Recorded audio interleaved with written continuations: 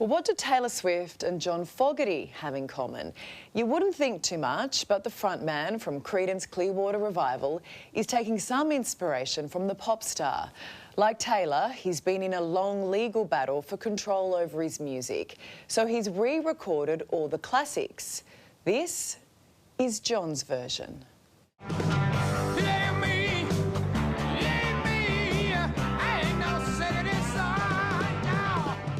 He's back.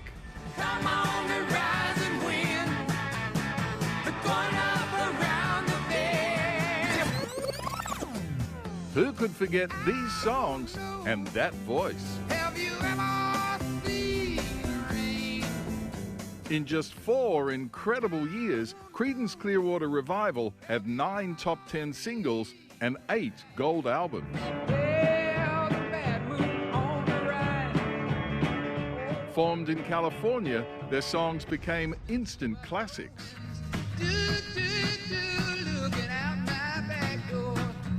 And then it all just stopped.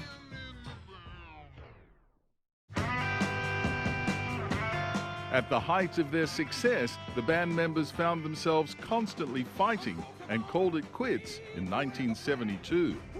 That sparked one of the longest-running, bitter and expensive legal battles in music history. The man who wrote all those songs found out that he didn't actually own them. A contract he'd signed in 1968 handed all the publishing rights to Fantasy Records. It took 2 groundbreaking court cases, a ton of money, and more than half a century, but John Fogerty finally has his songs back, and he's re-recorded them.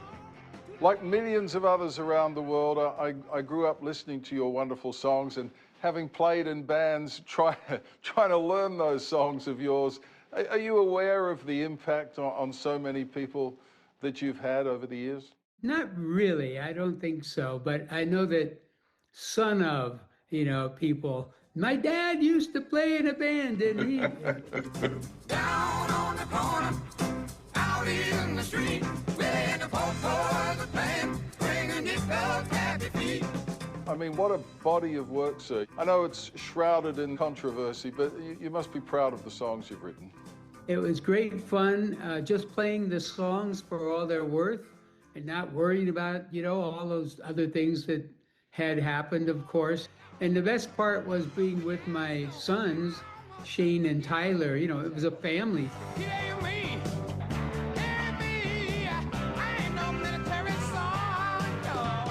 I imagine you probably had to relearn some of those parts because it's a while since you recorded those songs. Absolutely. You mentioned that you had played in bands and had learned some of the songs, and I thought I had learned some of them too.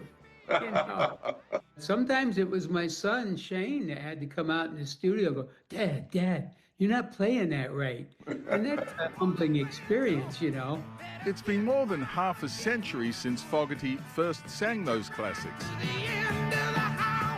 But just take a listen to the difference, or lack thereof. Come on to rise and win. Going up around the bend. It's like pulling on a comfy pair of slippers, really. Well, that was certainly the vibe. That was what we wanted to do. It was pretty evident that, especially after Taylor Swift's example, to kind of be very faithful to the original.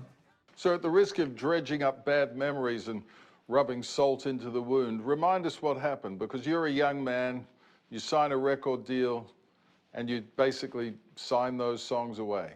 Besides being signed as musicians, there was also some clauses that said that, well, if any of the members of this group write songs, the record company will own them. Do you let your mind wander as to how much they squirreled out of you? I'm sure in the past somewhere I've probably sat in a lonely corner with a beer or 2 or 3 and commiserated in some miserable fashion, and we've all seen that. I made some people very wealthy, that's for sure. Just the sting in the tail with the record label, when you made an album of your own later, they sued you for plagiarism for sounding too much like yourself. You know, I'll have another beer for that one. Catch a ride to the end of the highway, and we'll meet down the big red tree. The happy news is you own your songs again now, right? Yeah. Look at that smile. Yes, I'm smiling. Well, you stopped that bad moon rising and you really did stop the rain, right? Sure did. Thank you. Yes.